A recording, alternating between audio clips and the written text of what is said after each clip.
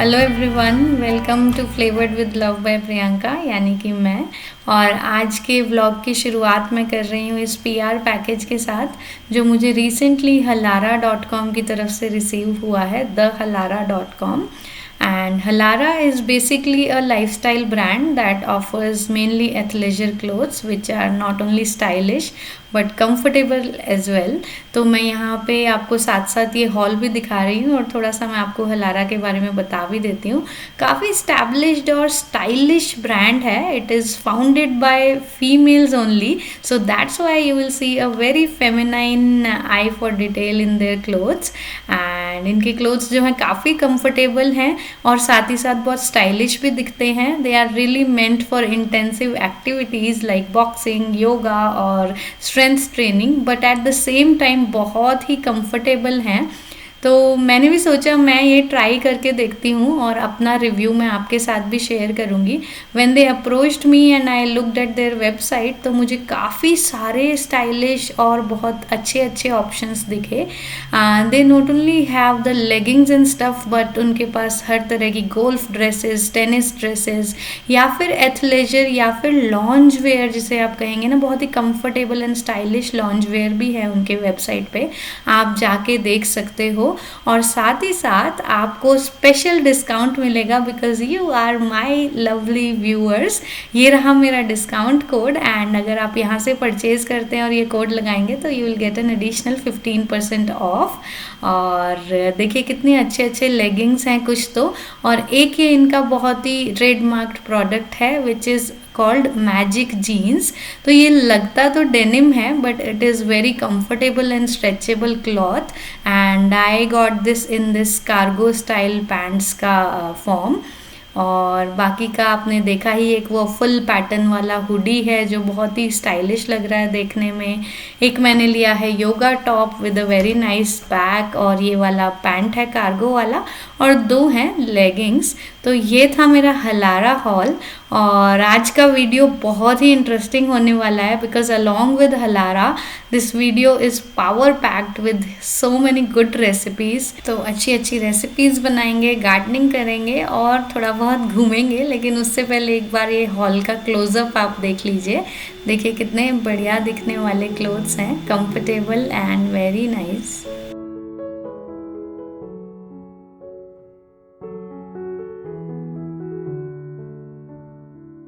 This crossover detail legging is my favorite.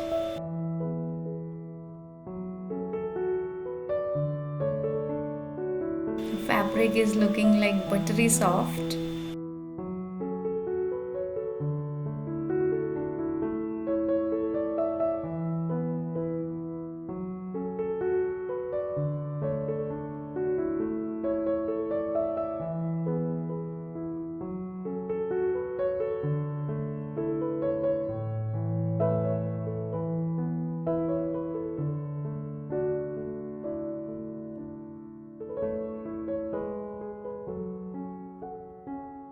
To download their app, you can simply scan this QR code directly from the screen here, and you will get to see all their collection through their app.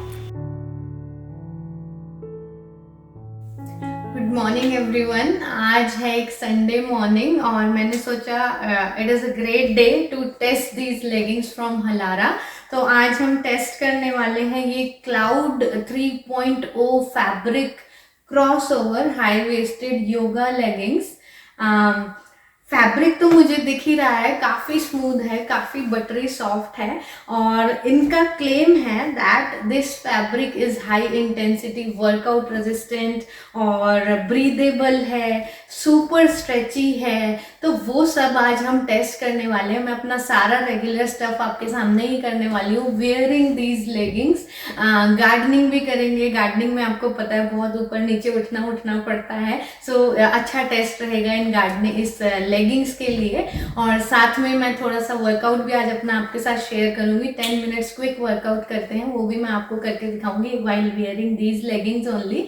अच्छा खासा आज हम इन पे strain डालने वाले हैं। I am going to be wearing them for full day for They claim these are like not just for workout but 24-hour leggings, because these are so comfortable that you would want to be in them for 24 hours. So today I am going to be testing that totally, because I am taking up this challenge to wear them for 24 hours. Let's see कैसा रहता है, and I'll be sharing it with you. और आप भी इसको try कर सकते हो with my discount code. So these are called the crossover high waisted yoga leggings.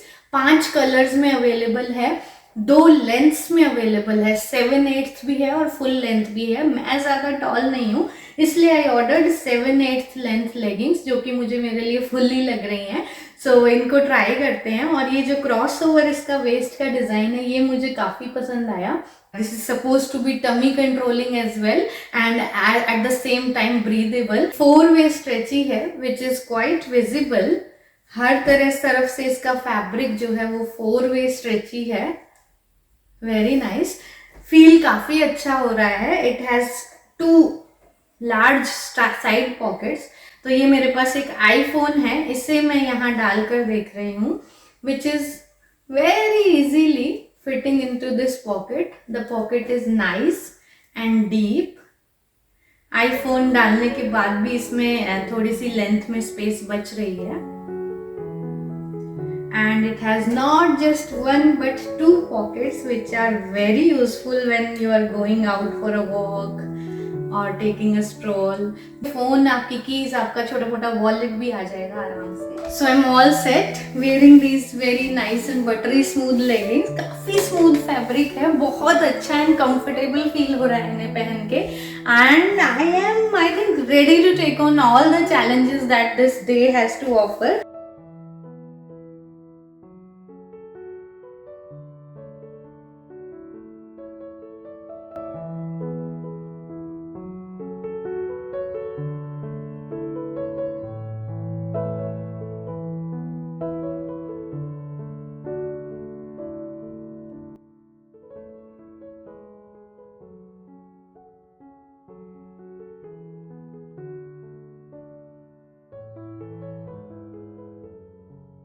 चलिए देर नहीं करते हैं और लगते हैं अपने घर के कामों में. उसके पहले से स्नीक इन कर लेते हैं क्विक सा छोटा सा workout.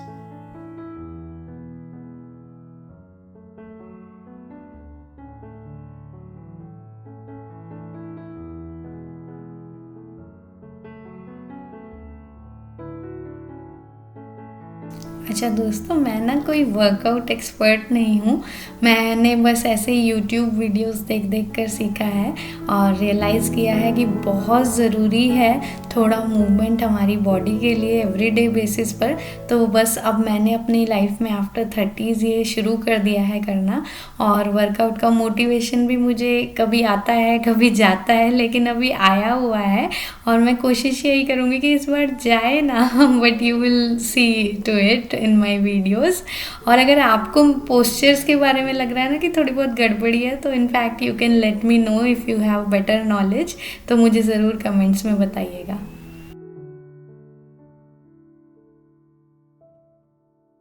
So my workout went really smooth thanks to these super comfortable leggings. I think I'm going to stick on with them. बहुत comfortable हैं. चलिए अब बढ़ते हैं अपने बाकी के दिन की तरफ. आज संडे है ना, तो मोस्टली सभी हाउस होल्ड्स में ये दिन होता है बेड लिनन चेंज करने का. तो मेरा भी आज यही दिन था और आज मुझे सारे बेड्स की चादरें वगैरह बदल कर फ्रेश बिछानी है. तो वही मैं सबसे पहला टास्क ले रही हूँ आफ्टर माय वर्कआउट.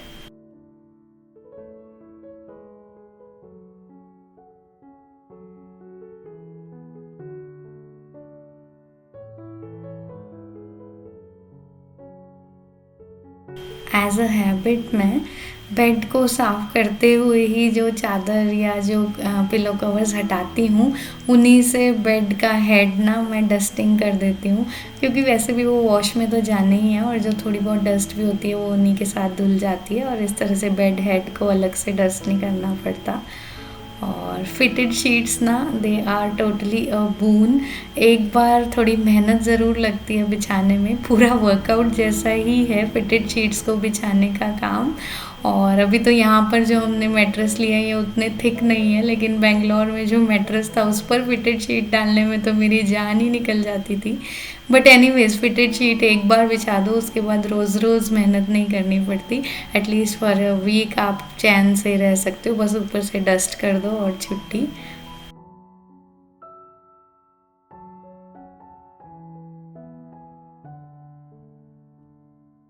दोस्तों यहाँ पर ना मुझे अभी पता नहीं है कहाँ से बेडशीट्स वगैरह लेनी है। आपको अगर आइडिया हो ना यूएस में किधर बेडशीट्स अच्छी मिलती हैं तो आप मुझे बताना। अभी तो मैं बस जो इंडिया से थोड़ी सी बेडशीट्स लाई थी उन्हीं से काम चल रहा है। अभी ज़्यादा टाइम भी नहीं हुआ है, लेकिन अब धीरे धीरे मुझे कमी खलने लग गई है। तो अगर आप यूएस में हो और आपको पता है ना तो मुझे ज़रूर बताना।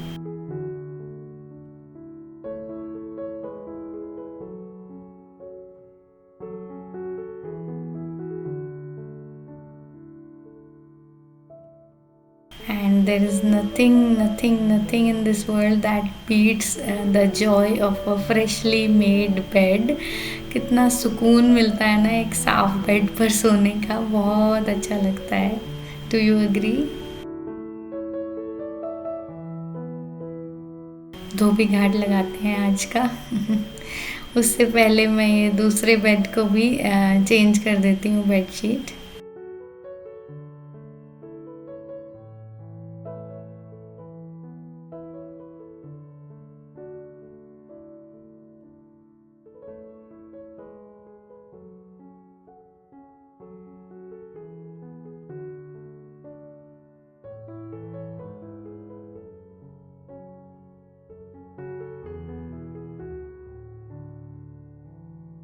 दिन का पहला टास्क तो हो गया। अब चलिए शुरू करते हैं लॉन्ड्री। ये भी एज ए हैबिट ही ना, मैं जिस समय चादर बदलती हूँ उसी समय वॉश में लगा देती हूँ, ताकि ये एक एडिशनल टास्क की तरह पड़ा नहीं रहता, फिर वरना दिल पे बोझ सा रहता है। वैसे भी मैं बेडशीट्स को रेगुलर क्लॉथ्स के साथ चलाना पसंद नहीं करती हूँ, तो बेडशीट्स को अलग से ही धोना चाहिए वैसे भी, बिकॉज़ उनका डिफरेंट जो है वॉश सेटिंग होता है, प्लस जर्म्स वगैरह की वजह से रेगुलर क्लॉथ्स को अलग से ही धोती हूँ मैं। और इस बार ना मैं ये कॉस्टको से ये प्लांट बेस्ड डिटर्जेंट लेकर आई थी। यहाँ पर डिटर्जेंट ढूंढने में भी, सेलेक्ट करने में भी मुझे मेहनत लगी थोड़ी सी। I do not want additional extra या बहुत ज़्यादा केमिकल्स। तो अगर आपको भी कुछ पता हो तो मुझे ज़रूर बताना आप कौन सा यूज़ करते हो। और फैब्रिक सॉफ्टनर की जगह मैं यूज़ करती हूँ आजकल विनेगर, और वाकई I can see the difference in my clothes. Fabric softener use करने में मैं पहले भी कभी बिलीव नहीं करती थी, और एक्चुअली मैं हमेशा ही एडिशनल केमिकल्स से दूर रहना पसंद करती हूँ। बट अब जब से मैं विनेगर डालने लगी हूँ कपड़े काफ़ी अच्छे शाइनी और सॉफ्ट निकलते हैं। आप भी ट्राई करके देखना। और ब्रेकफास्ट के लिए ना मैंने कल ही रात को ये कुछ बंस बनाए थे सेमोलिना वाले। ये बहुत परफेक्ट नहीं बने, इसलिए मैंने आपके साथ शॉर्ट्स में शेयर नहीं किए, लेकिन सॉफ्ट बहुत बने हैं और काफ़ी अच्छा इनका टेक्सचर है। तो जब तक मैं नीचे आई ये चादर वगैरह काट कर, मिस्टर हस्बैंड ने चाय भी बना दी थी और वार्म कर लिया था इन बंस को माइक्रोवेव में।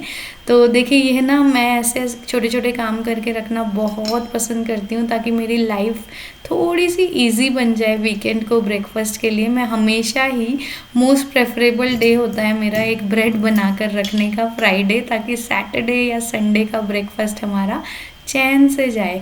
और इस बार मैंने फ्राइडे को डबल बैच बना दिया था, तो हमने सैटरडे को भी ब्रेकफास्ट में यही बंस खाए। बहुत ही हेल्दी है, इनमें 100% सेमोलिना यानी सूजी डली है। इसकी रेसिपी मेरे चैनल पे ऑलरेडी है, अगर आप देखना चाहो तो let me know in the comments, मैं आपके साथ डायरेक्ट लिंक शेयर कर दूँगी। और चटनी, खीरा और इस तरह से प्याज टमाटर का मसाला डाल के हमें खाना बहुत पसंद है ये वाले। मतलब कोई भी ब्रेड जब मैं बनाती हूँ, जब घर में राइप एवोकाडो होता है तो हम एवोकाडो के साथ भी खा लेते हैं, और साथ में थोड़ी सी चाय, और ये हमारा बहुत ही फिलिंग और बढ़िया सा ब्रेकफास्ट हो गया। ब्रेकफास्ट करने के बाद मैंने डिसाइड किया अपने पौधों की देखभाल करने का। और ये वाला जो क्रिसमस ट्री है ना, ये काफ़ी बड़ा हो गया है और इसका एक हिस्सा थोड़ा ड्रूपी लग रहा था कई दिनों से। तो मैंने रियलाइज़ किया शायद इसे ना बड़े पॉट की ज़रूरत है, तो आज मैं इसे रीपॉट करने वाली हूँ। और मैंने थोड़ी सी अपने वेजिटेबल गार्डन में जो है ये काऊ डंग मैन्योर भी देना था। तो देखिए देखिए दोस्तों, स्ट्रेंथ ट्रेनिंग करने का कितना फ़ायदा है। मैंने जब से 2 साल हुए हैं मुझे, कुछ बीच बीच में रुक रुक कर मैं स्ट्रेंथ ट्रेनिंग करती हूँ। अब मुझे इतना भार उठाने में ना बहुत अजीब नहीं लगता। I can easily carry this big bag as you have seen now. पहले तो मैं अपना बेबी भी बहुत देर तक नहीं उठा पाती थी, अपनी छोटी बिटिया को भी। लेकिन strength training really helps to build muscles and make you strong. तो मेरी आपको भी यही एडवाइस रहेगी कि ज़्यादा नहीं तो वीक में 1 या 2 दिन आप थोड़े थोड़े वेट्स उठाने से शुरू करिए। और ये वाले जो कुछ पौधे हैं ना, these are called Christmas stars या मॉर्निंग स्टार। ये यहाँ पर यूएस में क्रिसमस टाइम पे डेकोरेशन की तरह मिलते हैं। तो हमने ऐसे 3 लिए थे तब, और अब सीज़न बदलने के बाद ना ये ज़्यादा अच्छा नहीं कर रहे हैं। तो मुझे लगा इनको भी मैं थोड़ी सी नई मिट्टी खाद वाद दे देती हूँ, ताकि इनकी भी ग्रोथ अच्छे से होती रहे। एंड आई एम होपिंग कि काश मैं इन्हें अगले क्रिसमस तक बचा पाऊँ। तो मुझे बहुत खुशी होगी अगर ये चल गए तो। और ये मैं डॉलर ट्री से 2 बड़े गमले लाई थी। जैसा कि मैंने आपको बताया, क्रिसमस ट्री को मुझे पॉट करना था, लेकिन लेटर आई रियलाइज़ कि जिस पॉट में क्रिसमस ट्री ऑलरेडी है वो इससे थोड़ा डीप है। तो मुझे लगता है उससे भी बड़ा लाना पड़ेगा मुझे, ये वाला काम नहीं करेगा। तो इन वाले पॉट्स में मैं ये क्रिसमस स्टार वाले पौधे डाल रही हूँ। और इनकी मिट्टी बनाने के लिए मैंने थोड़ा सा इंडोर पॉटिंग मिक्स लिया है, थोड़ी काउडंग मैन्योर ली है, और जो ऑलरेडी पुरानी मिट्टी है वो भी मैं यूज़ कर रही हूँ। एडिशनल न्यूट्रिएंट्स डालकर उस मिट्टी को भी मैं यूज़ कर रही हूँ, ताकि पौधे को थोड़ा सा खाना मिलता रहे और ग्रोथ में हेल्प हो। और इनमें से एक पौधा तो काफ़ी मर गया है, सिर्फ उसकी कटिंग कर कर जो स्टेम रह गई है उसको ही मैं लगा रही हूँ, एंड होपिंग कि ये चल जाएं। देखते हैं क्या होता है। इनके पत्ते बहुत झड़ रहे हैं आजकल। अगर आपके पास भी कोई टिप्स हैं तो मुझे ज़रूर दीजिएगा इनको लेकर। बाकी मैं बहुत खुश हूँ कि मैं अब तक तो इन्हें अच्छे से रख पाई, लेकिन अब चेंजिंग वेदर के साथ ये खुश नहीं है ज़्यादा। तो देखते हैं, शायद अब ये अच्छा करने लग जाएं। इसी तरह से केयरफुली मैं दूसरा वाला भी कर दूंगी। और बस ऊपर से ना मैं थोड़ा सा ये वाला प्लांट फीड भी डाल रही हूँ। और ये प्लांट फीड वही है जिसमें मैंने आपको लास्ट वीडियो में दिखाया था ना, मिरेकल करके ब्रांड है, और ये कॉस्टको से मैं लाई थी। और इसको भी डालते हुए ऊपर के सॉइल में वर्कआउट करना है, और ध्यान रखना है कि बस पौधे की स्टेम से ये टच ना हो, ताकि जल ना जाए आपका पौधा ना। अगर ज़्यादा पास डाल दोगे तो चांसेस होते हैं कि पौधा जल सकता है। इसलिए स्टेम से दूर आपको सॉइल के अंदर वर्कआउट करना है इसको। और इसी तरह से केयरफुली मैंने दूसरा वाला भी लगा दिया। तो ये 3 जो थे उनमें से एक काफ़ी मर सा गया था, तो उनको मैंने 2 बड़े पॉट्स में ट्रांसफ़र कर दिया है। और ये पॉट्स ना काफ़ी सही लगे मुझे, मैं $5-5 के लेकर आई थी डॉलर ट्री से, आप भी देख सकते हो। इनफैक्ट गार्डन के लिए मैंने इस साल डॉलर ट्री से काफ़ी सामान लिया था। ये वाटरिंग पॉट भी वहीं का है, और आई मीन जस्ट फॉर $1 या फिर $3 या फिर $5 में बहुत सारी अच्छी अच्छी चीज़ें मिल जाती हैं वहाँ पर। और अब मैं थोड़े से पौधे जो मैंने पानी में लगाए हुए थे, जिनमें देखिए कितनी अच्छी रूट्स आ गई हैं, आज मैं उनको भी पॉट्स में ट्रांसफ़र कर रही हूँ। और मेरे पास कुछ तो ये मनी प्लांट है जिसे हम पोथोस भी बोल सकते हैं, और कुछ मेरे पास है जिसका मुझे अभी बिल्कुल नाम याद नहीं आ रहा। ओके, आ गया, फिलोडेंड्रॉन। ये भी मनी प्लांट के जैसा ही, उसी फैमिली का ही प्लांट होता है, जिसे पानी में रख दो तो जड़ें आ जाती हैं। और एक ये वाला पौधा है जो आपने मेरे शॉर्ट वीडियोज़ में बहुत बार देखा होगा। अब ये अपने छोटे से गमले को मुझे लगा कि इसे बड़े पॉट की ज़रूरत है, ताकि ये सीज़न में फैल जाए, इसलिए मैं इसे भी बड़े पॉट में डाल रही हूँ। एंड अगेन इन पॉट्स में मैंने पहले कुछ और उगाया हुआ था, तो इनकी मिट्टी को भी रिचार्ज करने के लिए मैंने थोड़ा थोड़ा काऊ डंग मैन्योर डाला है, और थोड़ा थोड़ा ये प्लांट फीड ये वाला डाला है, जिसमें सभी कुछ है बेसिकली। इसमें बोन मील भी है और ऐश भी है, सब कुछ है प्लांट्स के लिए। तो इनको भी मैं सॉइल को अच्छे से मिक्स कर रही हूँ, ऊपर नीचे पुरानी और नई सॉइल को, और उसके बाद ये मैं लगा दूँगी। एक पॉट में तो मेरे पास बहुत बड़ा सा ये मनी प्लांट जो हो गया, मैं उसको लगा रही हूँ। और मनी प्लांट को या पोथोस को आप जब भी लगाओ ना, उसकी ज़्यादा से ज़्यादा स्टेम को आप मिट्टी में कवर करने की कोशिश करो, क्योंकि उसकी जड़ें और निकल आती हैं हर जगह से, जो भी नोड्स होते हैं वहाँ से जड़ें आ जाती हैं, तो आपके पॉट में घना घना सा मनी प्लांट उग जाएगा। या फिर आप छोटे छोटे हर नोड को काट कर भी लगा सकते हो, लेकिन मैं ऐसे हॉरिजॉन्टली इसे प्लांट कर देती हूँ ताकि अपने आप फ्यूचर में इसकी जड़ें निकलती रहें और भी ज़्यादा इसकी फिर स्टेम्स निकलती रहती हैं नई नई।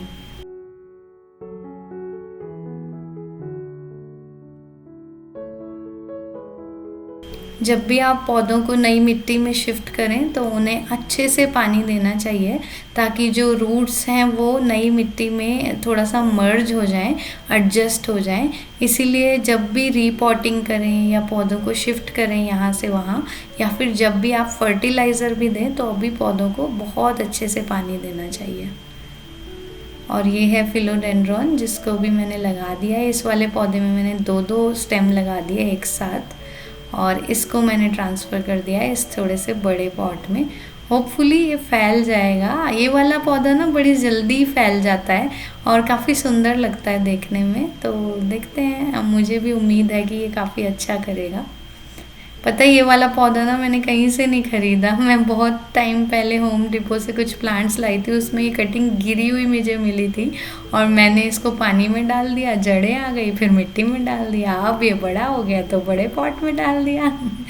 ये बहुत जॉय होता है, पता है। पौधे जिसको प्यारे लगते हैं उसको अगर फ्री प्लांट्स मिल जाएं तो बहुत जॉय होता है, और यही एक तरीका है फ्री प्लांट्स बनाने का। कुछ पौधे जिनको पानी में रख दो तो फटाफट जड़ें आने लग जाती हैं, और फिर आप उसको प्लांटर्स में डाल सकते हो। तो ये वाला काम मेरा आज का हो गया, एंड आई रियली होप कि ये वाले मॉर्निंग स्टार्स मेरे थोड़े से बेटर हो जाएं, अच्छा करें। Sending love to them again. और इनको करने के बाद मैंने क्विकली किया यहाँ का क्लीनअप। आज मैं इन सबको लेके बैठी थी अपने बैकयार्ड में। बैकयार्ड में ये थोड़ी सी जगह ऐसे पक्की सी बनी हुई है, वहाँ पर मैं बैठी थी।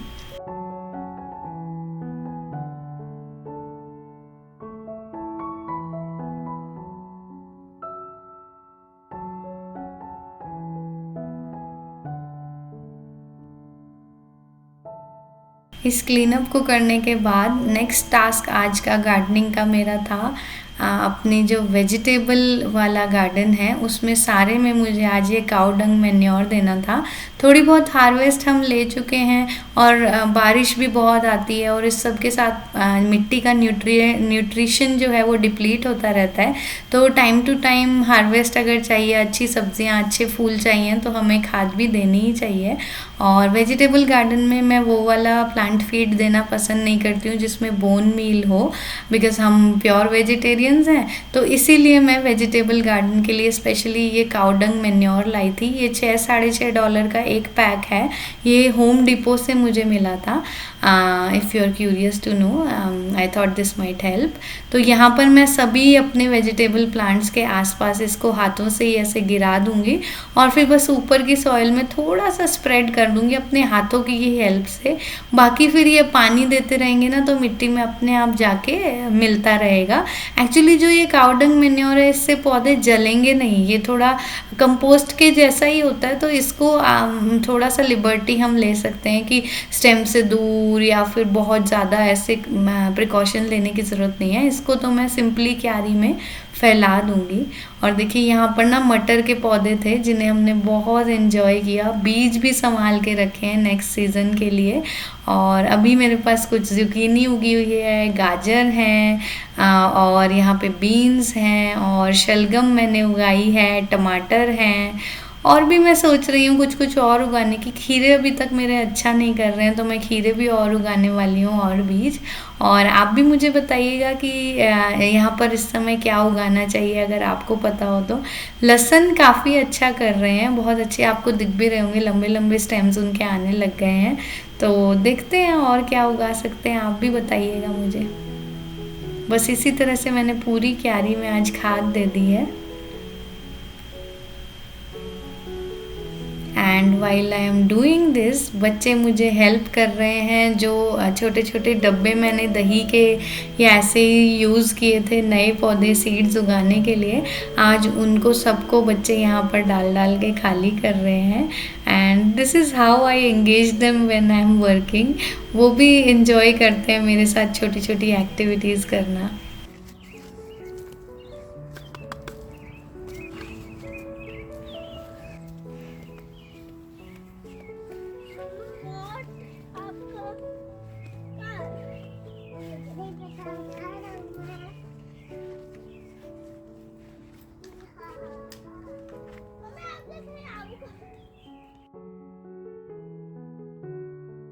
गार्डन में कुछ अच्छा क्वालिटी टाइम स्पेंड करने के बाद घर में मेरा नेक्स्ट टास्क था सफाई। और सफाई में रेगुलर झाड़ू वाड़ू के बाद आज मेरा मॉपिंग डे भी था, क्योंकि इस पूरे वीक मैं घर को मॉप नहीं कर पाई थी, तो आज मैंने बढ़िया सा मॉप लगा दिया। और मॉपिंग के लिए जैसे कि मैं हमेशा बताती हूँ, मुझे बेस्ट यही लगता है स्टीम मॉप। इसमें ज़्यादा मेहनत नहीं लगती, लेकिन फ़र्श इतना अच्छा साफ़ होता है और तो और स्टेरिलाइज भी हो जाता है विदाउट एनी एक्स्ट्रा केमिकल्स। जो स्टीम की हीट है उसी से फ़र्श स्टेरिलाइज भी हो जाता है और आपको कोई भी केमिकल्स अपने घर में यूज़ नहीं करने पड़ते। और साथ ही आपका एफ़र्ट भी बचता है, जैसे रिंगिंग मॉप को रिंग करना पड़ता है। इसमें सिर्फ बॉटल में पानी फिल कीजिए, प्लग इन कीजिए और भूल जाइए, पूरा घर फटाफट से मॉप हो जाता है। आप चाहो तो मॉप हेड्स 2 या 3 रख सकते हो बीच में, अगर गंदा लगता है तो चेंज करने के लिए। फटाफट से मैंने पूरे घर को मॉप किया एंड उसके बाद I took a quick shower.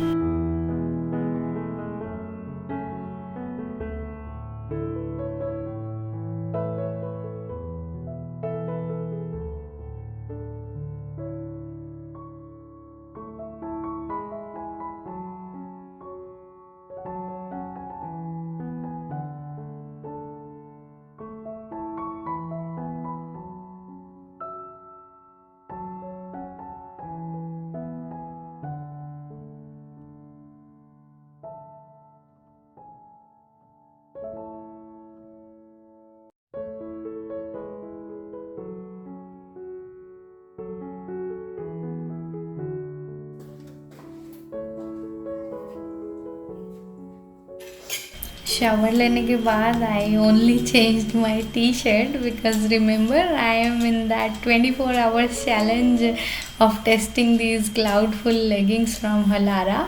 आपके लिए मैं टेस्ट कर रही हूँ एंड अभी तक काफ़ी अच्छा चल रहा है, but I had to change the T shirt because after all that hard work T shirt काफ़ी स्टिंकी हो गई थी। एनीवेज, लंच के लिए आज मैंने डिसाइड किया कि मैं जल्दी जल्दी से बनाती हूँ आज जुकीनी और मल्टीग्रेन के पराठे। मैंने ना इस वीक में एक बार ये ब्रेकफास्ट में भी ट्राई किए थे और काफ़ी अच्छे बने थे, बच्चों ने शौक से खाए स्पेशली, तो मैंने सोचा आज मैं ये लंच में भी बना देती हूँ। और बनाने में ज़्यादा देर भी नहीं लगती, आफ्टर ऑल दिस वर्क काफ़ी देर हो गई थी, तो मैंने सोचा मैं क्विकली बनाती हूँ ये लंच में। और जुकीनी को बिना बॉईल किए ही बस ग्रेट करना है। जुकीनी का फ़ायदा यही है, अगर आप लौकी को पराठों में डालोगे तो उसे बॉईल करके डालना पड़ेगा, क्योंकि वो कच्चा टेस्ट अच्छा नहीं लगता। लेकिन जुकीनी जितनी देर में पराठे सिकते हैं उतने में ही पक जाती है, इसलिए जुकीनी को डायरेक्टली ग्रेट करके आप आटे में डाल सकते हो। साथ में मैंने थोड़ा सा छोटा आधा प्याज कट किया है बारीक बारीक, इसको भी मैं आटे में ही साथ में गूंद लूँगी। जैसे मिस्सी रोटी बनती है उसी तरह से ये बहुत टेस्टी पराठे बनेंगे। तो 1/4 कप बेसन, 1/4 कप रागी का आटा, 1/4 कप जवार का आटा और 1 कप गेहूं का आटा लिया है। साथ में लिया है आधा प्याज और 1 जुकीनी को कद्दूकस करके डाल दिया।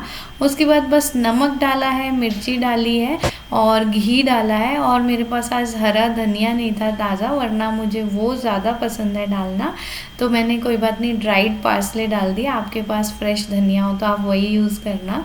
और उसके बाद बहुत कम पानी डलेगा इस आटे को गूंदने के लिए, बिकॉज जुकीनी में भी काफ़ी मॉइस्चर होता है रिमेंबर। तो थोड़ा थोड़ा पानी डाल के ही आप आटे को गूंदना, और आटा गूंदते हुए घी ज़रूर डालना, इससे पराठे और एक्स्ट्रा खस्ता बनते हैं।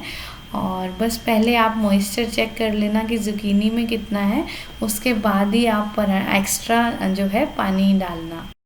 और ये भी ध्यान रखना कि ज़ुकीनी बाद में भी पानी छोड़ेगी, तो आटा ना थोड़ा सा आप ज़्यादा सॉफ्ट मत गूँथना, क्योंकि बाद में भी इसका पानी छूटेगा। और फिर बस हल्के हाथ से आपको इस आटे को बेलना है, क्योंकि हमने मल्टीग्रेन इसमें ऐड किया है तो थोड़ा सा तो टूटेगा, बट सॉफ्ट हैंड से हो जाता है, ऐसी बात नहीं है। उसके बाद घी से लगा कर दोनों तरफ से अच्छे से सेक लेंगे। और सर्व किया इसको मैंने बूंदी के रायते के साथ, और कल की हमारे पास थोड़ी लेफ़्ट ओवर दाल थी उसके साथ, और काफ़ी टेस्टी लगे। बढ़िया से जल्दी से 20 मिनट्स, आई थिंक 20 मिनट्स में बन के तैयार हो गए, और पूरी फैमिली के लिए 20-25 मिनट्स में बन के रेडी हो गए, और मैं फ्री भी हो गई।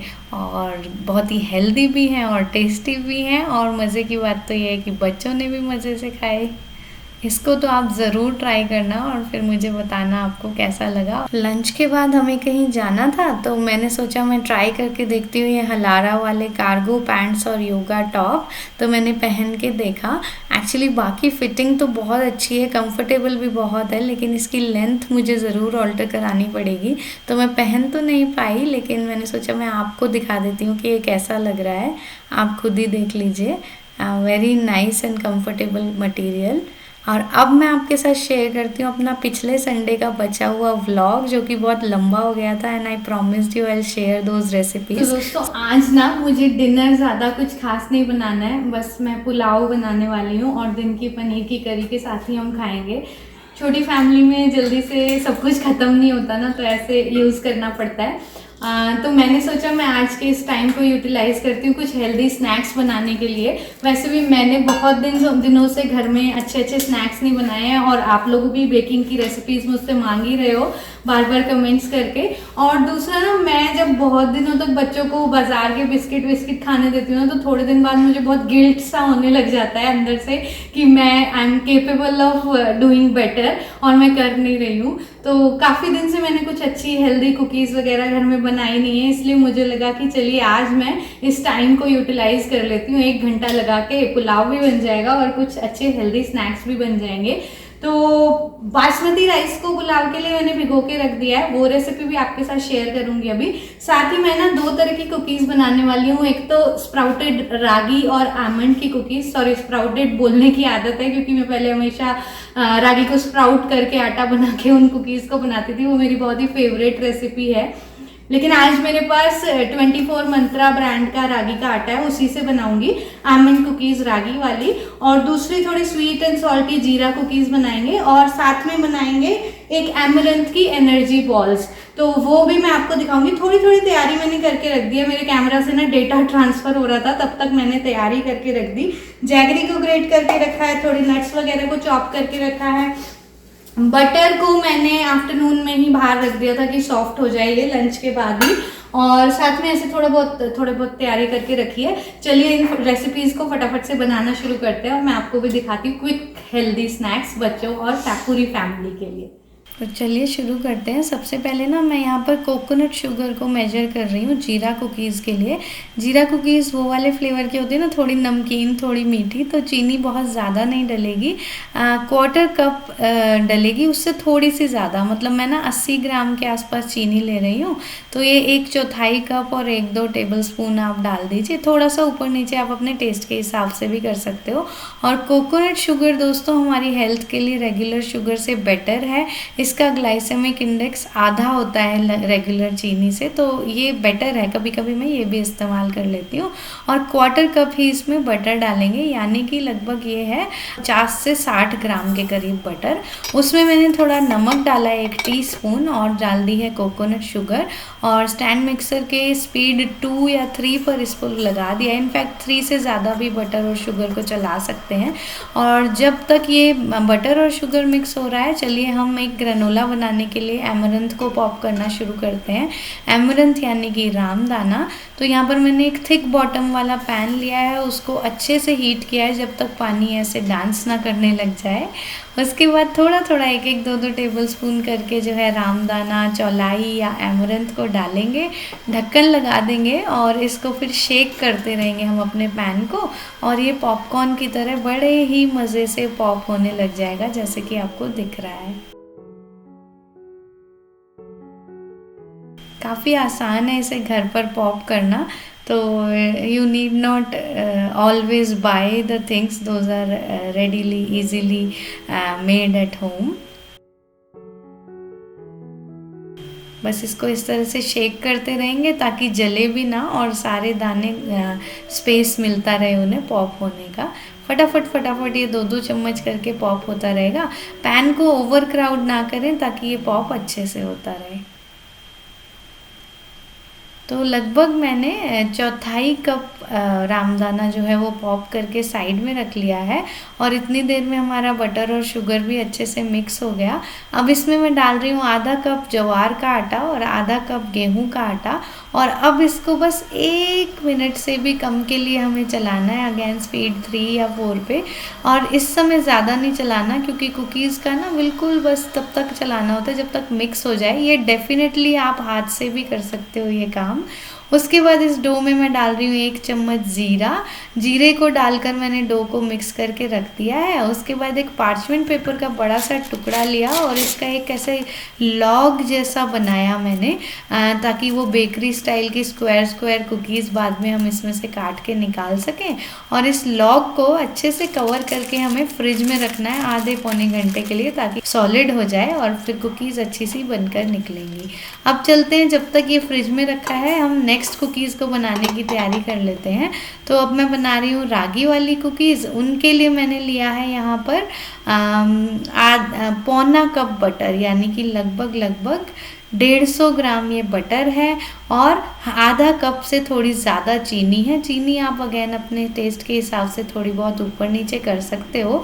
और 1 चुटकी नमक डालकर इसको भी मैंने मिक्स होने के लिए लगा दिया है। ये सारा काम आप हैंड विस्क से भी कर सकते हो, अपने हाथों से भी कर सकते हो, ज़रूरी नहीं है स्टैंड मिक्सर में करना। उसके बाद देखिए ये सारा रामदाना भी मेरा पॉप हो चुका है। इसमें से थोड़ा सा मैं निकाल के अलग से रख रही हूँ बाद में लड्डू बनाकर उसे कवर करने के लिए। और थोड़े से मैंने वॉलनट्स और सनफ्लावर सीड्स को चॉप करके रखा है, उन्हें यहाँ पर हम भून लेंगे पैन में, ड्राई रोस्ट ही करना है।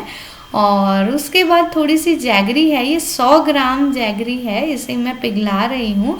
अच्छा मीठा ना दोस्तों आप अपने टेस्ट के हिसाब से थोड़ा बहुत ऊपर नीचे कर सकते हो।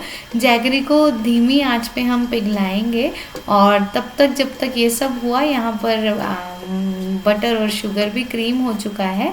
यहाँ मैंने लिया है 100 ग्राम गेहूं का आटा, 100 ग्राम रागी का आटा और 50 से 60 ग्राम यहाँ पर मैंने लिया है ये ब्लांच्ड आमंड का फ्लावर। अगर ये नहीं है तो आप सीधे बादाम को मिक्सी में पीस कर डाल दीजिए, बिल्कुल चिंता मत कीजिए, आधे कप बादाम इसमें आप डाल सकते हो। अगेन ये मुझे थोड़ा सा ड्राई लग रहा था तो मैंने 1-2 टेबलस्पून इसमें दूध डाला है। अच्छा दूध ना बहुत ध्यान से डालना, बिल्कुल भी ज़्यादा डालने की ज़रूरत नहीं है, आपको ज़्यादा मॉइस्चर नहीं चाहिए, बस उतना ही जितने में डो कंबाइन हो जाए। और कुकी डो को कभी भी ज़्यादा मिक्स नहीं करना। अब मैंने अवन को भी 350 डिग्रीज फ़ारेनहाइट, यानी कि आप इसको 160 या 180 डिग्रीज सेल्सियस के बीच में बेक करें, तो मैंने प्री हीट होने के लिए अवन भी रख दिया है। इस बीच हमारा गुड़ भी पिघल चुका है, तो अब मैंने इसमें भुने हुए अपने अखरोट और जो भी सनफ्लावर सीड्स थे और रामदाना डाल दिया। थोड़ी सी यहाँ पर क्रैनबेरीज भी डाल रही हूँ और इसको मिक्स कर दिया मैंने अच्छे से। और ये हमारा जो है लड्डू के लिए मिक्सचर बन चुका है, बिल्कुल रेडी। दोस्तों मैंने रियलाइज़ किया कि ये काफ़ी गर्म था, तो मैंने सोचा इसको थोड़ी देर ठंडा होने के लिए छोड़ देती हूँ और फिर लड्डू बनाऊँगी, लेकिन बाद में आप देखोगे कि मैंने गलती कर दी। एनीवेज चलते हैं कुकीज़ की तरफ। तो कुकी डो बन के बिल्कुल तैयार है। मैंने यहाँ पर 2 बड़ी बड़ी कुकी शीट्स को रेडी कर दिया पार्चमेंट पेपर लगाकर, और उसके बाद कुकीज़ को मैंने ऐसे धीरे धीरे छोटे छोटे लेमन साइज बॉल्स को अपने पाम की हेल्प से ही रोल आउट करके थोड़ा सा फ्लैटन करके फटाफट से मैंने सारी कुकीज़ बनाकर ट्रे पर लगा दी हैं। और ये वाली कुकीज़ बनने के बाद थोड़ा ठंडा हो गया था जीरे वाली कुकीज़ का आटा भी, तो उसको भी मैंने फ्रिज से निकाल लिया और 1/4 इंच थिक छोटे छोटे कुकी उसमें से कट कर लिए हैं और कट करने के बाद उन्हें भी मैंने बेकिंग ट्रे पर लगा दिया। इसके बाद जो स्प्राउटेड रागी और आमंड वाली कुकीज़ हैं उन पर मैंने छोटे छोटे कटे हुए ये बादाम के टुकड़े लगाए हैं ताकि और भी देखने में भी सुंदर लगे और थोड़े से बादाम भी चले जाएं। और जीरे वाली कुकीज़ के ऊपर मैंने लगाया थोड़ा सा और जीरा, बिल्कुल बेकरी स्टाइल की तरह। और काफ़ी टेस्टी ये कुकीज़ बनती हैं, आपको ज़रूर ट्राई करनी पड़ेंगी अगर आप इस वीडियो को देख रहे हो तो। फिर इन्हें बेक करने के लिए रख दिया मैंने इनिशियली 12 मिनट के लिए, और दोनों रैक पे मैं कुकीज़ बेक कर रही हूँ। और 12 मिनट के बाद ना मैं इनको ऊपर वाले को नीचे कर दूँगी और नीचे वाले को ऊपर कर दूँगी, और फिर थोड़े से 3-4 मिनट के लिए और बेक करेंगे।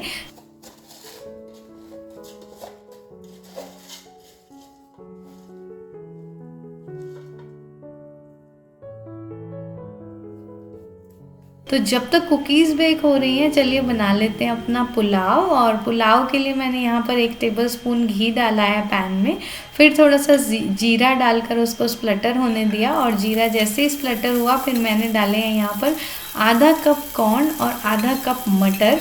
इनको मैंने धो के रखा हुआ है, मेरे पास आज फ्रोज़न ही थे तो मैं फ्रोज़न ही यूज़ कर रही हूँ। आप फ्रेश भी यूज़ कर सकते हो, कोई दिक्कत नहीं है उसमें। और अब इनको थोड़ा सा हम 1 से 2 मिनट तक भूनकर चला कर भूनते रहेंगे, और उसके बाद अपने भिगोए हुए राइस भी डालेंगे। और फिर राइस को भी ना आप हमेशा ऐसे घी में जब चलाते हैं तो बहुत अच्छा फ्लेवर आता है आपके पुलाव वाली जो भी डिशेस होती हैं उसका। तो राइस को इस तरह से घी में ज़रूर भूनिए। 1 मिनट भुनने के बाद मैंने डाला ये 1.5 टाइम्स पानी, मतलब मेरा 1 गिलास राइस है तो मैंने 1.5 गिलास पानी डाला है यहाँ पर, क्योंकि अच्छे से सोक की हुई थी राइस। उसके बाद इसे मिक्स कर देंगे, थोड़ा सा डालेंगे नमक, आप चाहो तो यहाँ पर घर का बना हुआ गरम मसाला भी डाल सकते हो, काफ़ी अच्छा टेस्ट देता है वो, लेकिन मैंने आज सिर्फ नमक ही डाला है। और उसके बाद इसे ढककर पकाएंगे जब तक कि ये सारा पानी सोक ना हो जाए, और मीडियम फ्लेम पे इसे पकाना है दोस्तों। इतनी देर में मेरी कुकीज़ के 12 मिनट भी हो गए थे। अब मैंने उनको ऊपर वाली ट्रे को नीचे कर दिया और नीचे वाली ट्रे को ऊपर, और काफ़ी हद तक ये रेडी थी, लेकिन फिर भी थोड़ा सा और इनमें बेकिंग इफ़ेक्ट आ जाए उसके लिए मैंने 3 से 4 मिनट इन्हें और रखा। और उसके बाद देखिए दोनों कुकीज़ की ट्रे बहुत अच्छी बनकर रेडी हो गई है। इतनी होलसम, इतनी हेल्दी कुकीज़ हैं और इतनी आसानी से घर में बनकर तैयार हो गई। बीच में पुलाव को भी मैं एक बार चला लूँगी। दोस्तों मुझे ऐसे ही मल्टीटास्किंग करना ही आदत है मुझे, तो आप कंफ्यूज मत होना। रेसिपी में कोई भी क्वेश्चंस हो तो ज़रूर मुझसे पूछ लीजिएगा। पुलाव में मैंने कटा हुआ छोटा छोटा धनिया भी डाल दिया, एंड दैट्स मी रियलाइजिंग कि मैंने गलती से गलत राइस भिगो दिए थे। पैंट्री ऑर्गेनाइज करना बहुत ज़रूरी है, और अगली वीडियो पैंट्री ऑर्गेनाइजेशन की ही है, आप ज़रूर देखिएगा। अल्टीमेट पैंट्री ऑर्गेनाइजेशन आने वाला है। एनीवेज ये थी हमारी डिनर प्लेट, और उसके बाद डिनर के बाद कुकीज़ भी ठंडी हो गई थी, और ठंडी होने के बाद मैंने इन्हें इस तरह से जार में डालकर ब्यूटीफुल शॉट्स लिए। और हाँ दोस्तों, वो जो मैं लड्डू बना रही थी ना भाई, वो तो ठंडा होने के बाद बाइंड ही नहीं हुए, तो मैंने सोचा उन्हें हम ऐसे ही खा लेंगे, तो मैंने उसे ऐसे ही डिब्बे में स्टोर करके रख दिया। नेवरदलेस उसका टेस्ट बहुत अच्छा है, और हम ऐसे ही कटोरी चम्मच में भर के उसे खा लेते हैं, तो डेफिनेटली वो बाहर के स्नैक्स से हेल्दी भी है और टेस्टी भी है। और अब आप इंजॉय कीजिए ये डब्बा फिलिंग वाला shot.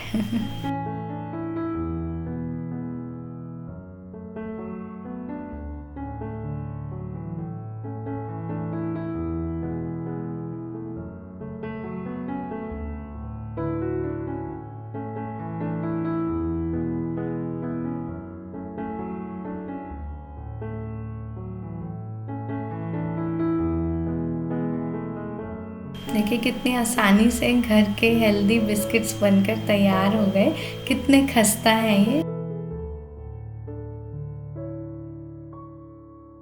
And now friends, it is the next day.